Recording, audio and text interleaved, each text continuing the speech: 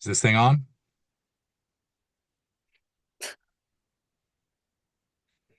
Hi, everyone. Welcome to the Unqualified Film Bros podcast. It's George and Max coming at you tonight. The first four words of this episode are what movie we're talking about, and we're off to just the most incredible start. I've been planning that bit for so long, How long? literally like 2 minutes since I saw that I had the mic right next to my laptop. Months. So Bradley Cooper, directorial effort and co-starring. It's got Will Arnett, it's got Laura Dern, it's got Andra Day. It does. So, Max, what'd you think? Bradley Cooper is such an interesting person, right? He comes out with The Star is Born. Everybody loves it. It's a huge hit. It goes basically platinum. Lady Gaga, Bradley Cooper, singing their hearts out to each other. I really liked that. I thought it was great. Maestro, kind of a mixed bag. I think we all appreciated the performance and the commitment to the artistry and storytelling. This one, I would put it in the middle. It's not his best effort of sort of the main three films that I guess he's known for. These are his only three, As correct? a director, these are his only three films, yeah. Okay. Then yeah, I would put it squarely in the middle, leaning towards the better end, I think. I think it was less ambitious than Maestro. And something I said on the episode of Maestro is how much I appreciated him taking big swings as a director. Remember that, yeah. He very clearly knows what he wants to do. It doesn't necessarily always work, but he's always seems to have a clear vision of what he wants to do. Um, and I got that for the most part in this film. Interestingly, maybe even a little bit less than in Maestro, but overall I enjoyed it. It wasn't necessarily, you know, the most unpredictable kind of a story, but that's okay. I think Will Arnett is quite good as a I guess not playing himself, but playing a stand-up comedian. When I was watching it, I was thinking it can only benefit this movie could have only benefited from someone having a stand-up background and a Yeah. comic background, from sort of knowing how to play those pauses, even at the beginning when he's just sort of getting used to the stand-up and sort of using that as his outlet and everything. Um, yeah, I liked it. I didn't love it, but I really enjoyed it. I thought it was solid. Yeah. Um, Kind of a letdown for me. Um, I'll dive into the backstory the same way you did. Mhm. Star is Born, have not seen it in full. Um, Blind spot of mine, I will readily admit that. But it was on at my gym on the big screen in front of all the cardio equipment um a month ago maybe. Mhm. And I had only planned to do a short run that day because I didn't know the movie. I didn't know where I would be jumping in. And I jumped in somewhere in the middle of the film, but I did a longer run than I planned because the movie was good and it was compelling and it was enjoyable to watch. And maybe I should go back and actually watch all of it. Um, You should. I think you would like it. yeah, I can almost guarantee that. Yeah. Maestro, big swings, Yeah. big misses. Yep. Um, it was really, and I love Leonard Bernstein. Hmm. I think his music and his story are truly rich, but the movie was just not interesting. And I can appreciate the artistry of it. It was well made. I didn't love it.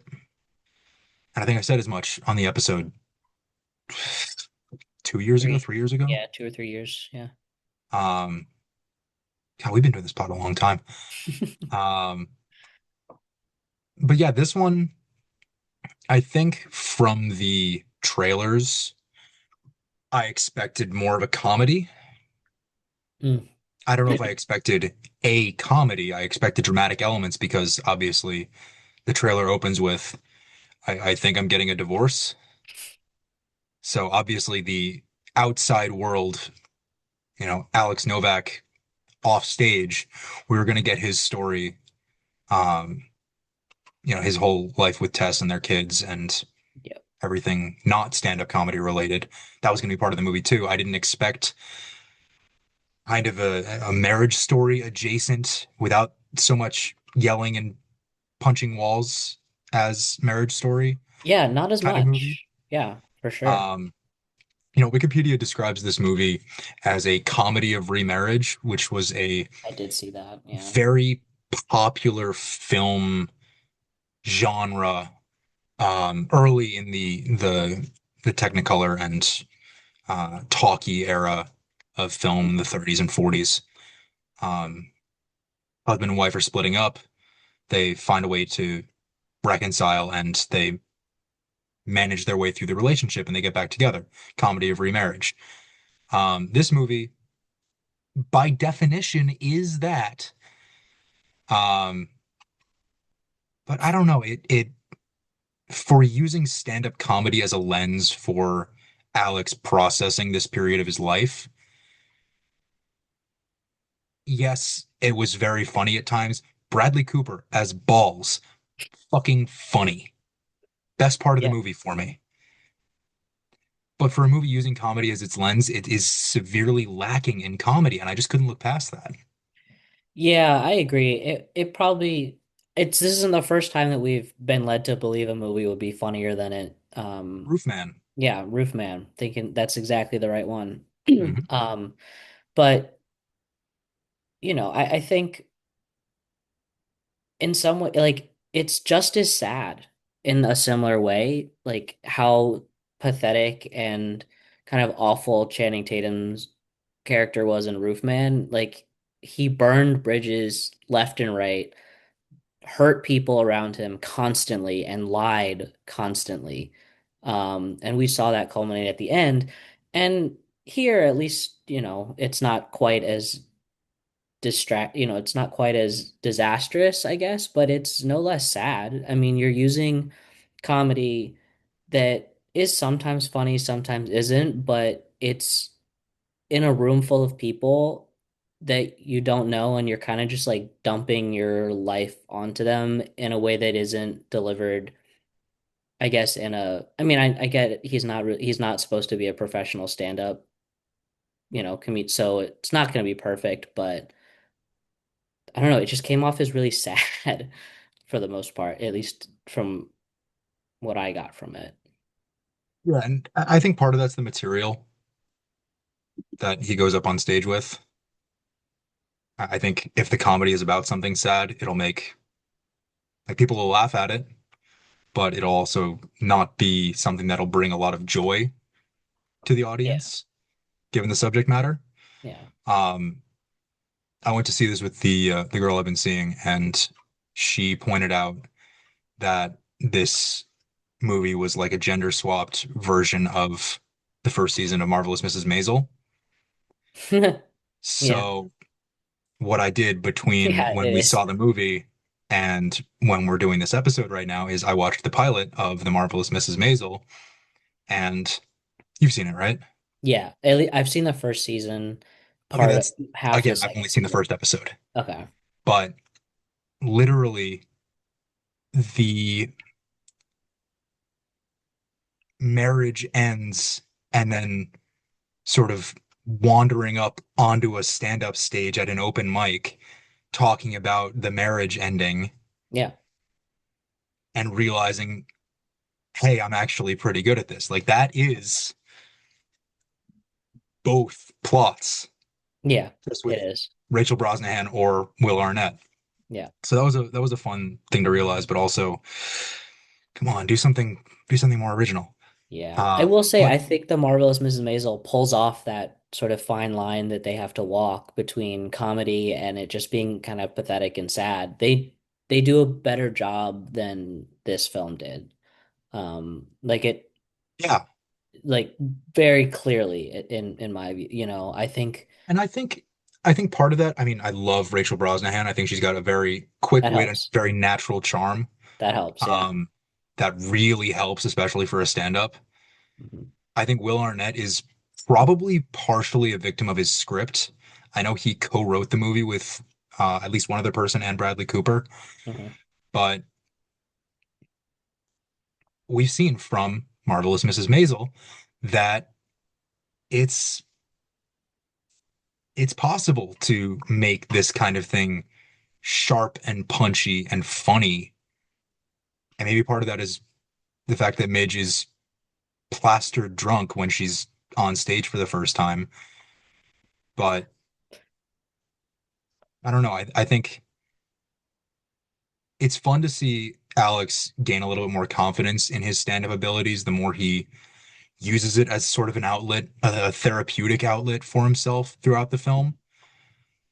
He doesn't really ever get much funnier. It's already, what you see is what you get Yeah. throughout.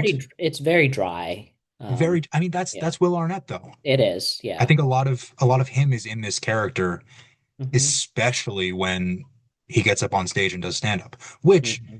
other than seeing Bradley Cooper as balls, the times when Alex is doing stand up are the best scenes of the movie because I feel like I'm watching Will Arnett do stand up and I enjoy watching that. Yeah, he's great. Also, I think this movie's just too long. At just north of 2 hours, we could have lost half an hour Yeah. and it would have been better. Like the whole couples trip that they teased us with in the first act and then sort of sets up towards the end of the second act, start of the third act. I don't think we needed any of that. No. It I doesn't get it. It's part of advance, their journey, like part of the journey and everything, but I'm not sure what it added, but also especially like, when the focus, I think shortly after that, if I'm not wrong, was when he kind of had that like rant meltdown. yeah, Um, and so it felt like we were moving towards maybe not reconciliation at that point, but at the very least, moving forward in some way. And then he goes right back to honestly the lowest that he is, I guess, in the comedy space. yeah, but also, dude's been doing open mics for how long? A couple of months, and he Yeah. gets a featured set after Sam J at the Comedy Cellar. Sam J, who, by the way, I saw live a few years ago. Um, Wonderfully, wonderfully talented comedian. If you have not, Max, or anybody out there watching, if you have not seen her work, definitely check it out. She is very, very funny. Cool. Um, would have liked to have seen more of her in this movie. Sure.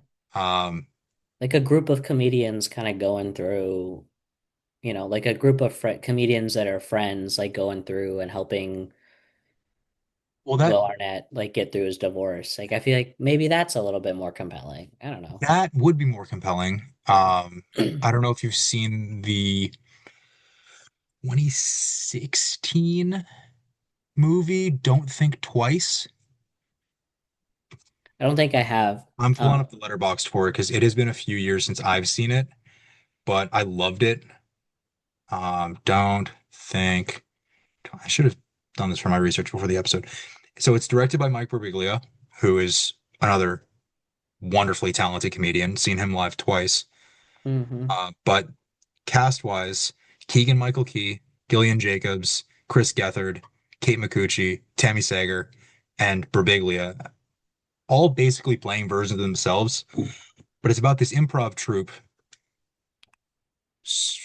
rising up through that world, and one of them gets a big break and goes on to that. I can't remember if it's SNL or that movie's universe version of SNL. Mm-hmm. You know how sometimes movies do sketch shows that are clearly supposed to be SNL. I Yeah. digress. Um, but that movie shows exactly what you're talking about. This group of up and coming comedians helping each other out, balancing life and comedy and their dreams and their pursuits. And it all gets messy, it all gets intertwined and complicated, but it's really, really fun and compelling to watch. And the comedy is really sharp. It's on stage and off. Mm. It's a fun movie to watch. Seeing more of the comics that Alex interacts with in this movie, other than the one he hooks up with, who isn't really in the movie for the rest of the movie, except for one scene after that Her happens. name Jill Sure, I don't something. care. Um, but yeah, it's Alex against the world in this movie without really a support system, and he's meant to be shown without that support system. He's in the Yeah, most obvious divorced dad apartment of all time. Um, absolutely like no furniture except, the stuff that's already there and me in a bed. yeah, literally. Yeah. Um, but I think if we are to believe in this movie that comedy is an outlet for him and a safe space for him, where he is forging these new relationships, we should see more of him in that world than we get in this movie. And I get that the point of the movie is that he's always going to go back to Tess. That big monologue on the porch at the end of the film. By the way, this film is entirely missing an ending. It just sort of happens. And then we're back in the school gym, and the wildest, weirdest cover of Under Pressure you've ever heard gets played, um, with the kids, one of their sons, hands on the keyboard, not matching the notes that he's playing or that are playing in the song. And that, as a pianist, really fucking drives me crazy. What do you mean you didn't take after the director, Bradley Cooper, and go train for 7 years like he did to do the maestro, like the conducting gestures and everything? Because that kid was 3 7 years ago. Yeah. To be fair, I started playing the piano when I was 4, so he could have. Yeah, exactly. Get on it. Anyway, um, that monologue at the end of the film where he talks about I wasn't unhappy with our marriage, I was unhappy in our marriage, and I want to be unhappy with you. That's what the whole movie is building towards. So I get that we're meant to see Alex finding his way back to Tess throughout this entire movie, but still seeing an opportunity for success in comedy by building this. I don't know if you want to call it a found family or if you want to call it a new community. Finding something with stronger supporting characters, I think would have worked to the benefit of the film, especially because we're seeing Laura Dern as Tess. A lot of her life and the characters, like the other volleyball coaches, are not well developed at all. They're in one scene, No. but we're still seeing her progressing outside of this marriage. Yeah. Alex is very much in a holding pattern for a lot of the movie. Mhm. I mean, maybe, now that I think about it, maybe part of it is that they're kind of finding their way back to each other, and finding that purpose outside of each other, and that we don't really get a sense of who they are before all of this. We're kind of dropped into the middle of, I don't know, their like therapy session or whatever at the beginning, um, right as they're getting divorced, and separating and everything. And so all we really get is the end product of what their first stint as a married couple was like, and it's ugly. It's bad. They're clearly unhappy. But this is their journey across the film, is finding that, and we do get more of that with Laura Dern. She does seem to have more of a direction, certainly with the volleyball. And I get that he's searching for that in comedy, and we can debate whether or not we think he found it, but I guess it doesn't really matter because they're finding their way back to each other to build something new, I guess. but it just is, it just We're felt to still, me incomplete, like it didn't feel like there was it much feels, writing on it. well, exactly. It feels incomplete because what was the point? Yeah, Like, is Alex going to continue with stand-up after this? right. Is my biggest question because there's no indication that that's going to happen. Um, what's the deal with him moving back in? I think we can assume that that happens. Um, she's going to coach in LA 2028. Good for her. Hmm. I don't know. Again, this movie's missing an ending. Yeah.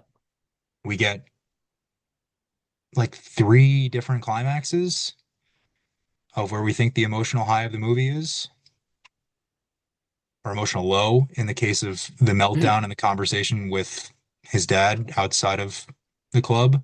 Yeah. Um,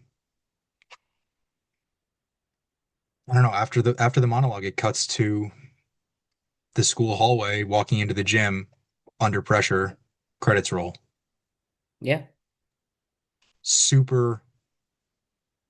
I don't want to say bumpy ending, but no, I will say bumpy ending. It didn't land smoothly. No.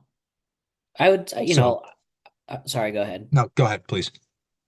I was just thinking that I felt kind of a little similar coming out of Eternity in some ways, where it felt Interesting. like we were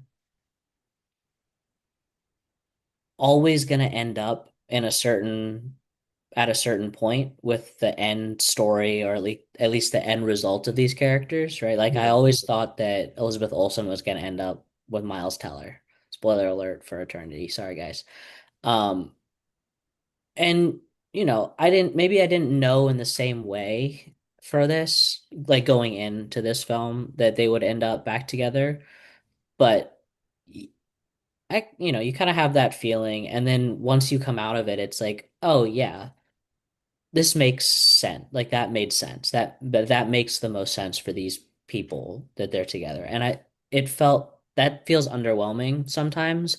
And I get it. That's not always the point, but I think sometimes movies struggle when expectations are kind of there, or at least you go in with some sort of expectation and it ends up happening almost exactly the way that you imagine Yeah. it. And I think predictability is the wrong word to use for that Yeah. because when a movie's predictable, you can see how everything is Yeah. formulated, basically down to the plot point, what's going to happen. Yeah. Um, but with a movie like this, and I guess you could say with Eternity, sure. Um, the ending is maybe telegraphed a little bit. Mm-hmm. And that's not like your common Easter eggs throughout saying, "Oh, this is where we might go." No, it's pretty clear. Yeah. And you brought up an interesting point earlier in the episode when you talked about how it sort of feels like we're dropped into the middle of the story. Um, when we were talking about, oh God, what movie a couple weeks ago? Oh, Marty Supreme last week Mm-hmm. when we were talking about Uncut Gems during the Marty Supreme episode. Um, I talked about how it feels like we're dropped into the middle of Howard Ratner's story Mm-hmm. right off the bat in Uncut Gems, and that wasn't the case for Marty Supreme. In Yep. this movie, we are dropped into the middle of Alex and Tessa's story. And I think the problem with it, and maybe why them reconciling doesn't really feel earned, is because we don't see what they're standing to lose by separating. We Mm-hmm. see the end of the first version of their marriage right at the beginning of the film. And then we see that sort of ex's affair that they have throughout the second act, Mm-hmm. where there's no pressure on either of them. So they're happy together and they feel like they can let a little loose and let their hair down and be together without any attachment, which is super unhealthy for these characters, just knowing their emotional states after what they've just been through. Um, in the world of film, of course. Hmm. Um, but there's no we know where the film is going, but there's no real path for it to go there. Yeah. Alex and Tess have the same conversation and the same argument 5 or 6 times throughout the movie, and then there's the big realization: I was unhappy. I want to be unhappy with you. Yeah. And, I'm not saying that knowing how a story is going to end, like in eternity or even here, is necessarily like it's not going to ruin a film necessarily, but I think along the way we've got to get some of those nuggets that, like you said, I think you phrased it really well, is we have to know as the audience what they've lost or like what they could lose. I think it's just a really simple and easy, and well, I guess it's not, but it's a pretty straightforward way of getting us to care about these characters. And I can see how dropping us in the middle of their story at the beginning is kind of like, all right, here you go. That's all you get. And that's fine. I don't know if that's necessarily a bad thing either.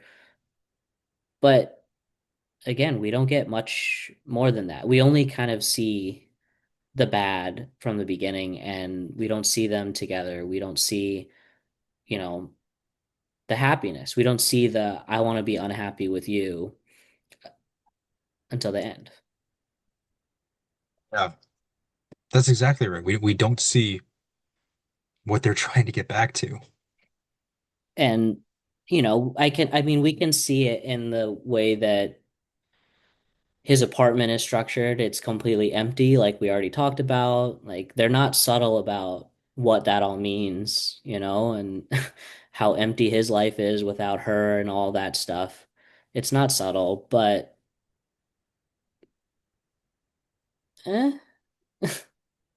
Speaking of not subtle, Peyton Manning. When I tell you my jaw dropped when he showed up on screen, I was literally, for the entire scene, and dare I say, up there with Kevin O'Leary Oh my God. for the best performance by a non-actor I've seen this year. Probably Payne's funny. I mean, I always remember when he would Yeah. host SNL or, do those I mean, goofy even on the commercials. Manning cast, he's He's funny. funny. Yeah, he's a funny guy. He's got good timing. I And I think always this, remember the ESPN video that or the SNL, like the the digital short pre-recorded, where he the drills digital the show. kids Yeah, with the footballs, yeah. I love that one. it's too funny. Yeah. Yeah, I'm glad I knew next to nothing about this film coming in because I didn't even look up the cast beyond knowing the top three names. No, I wouldn't have known that Peyton Manning was in it. Like even looking, I don't think he's on a list or on like IMDb or whatever. I don't know. And playing a guy named Laird. What? Yeah, I don't know. That was funny.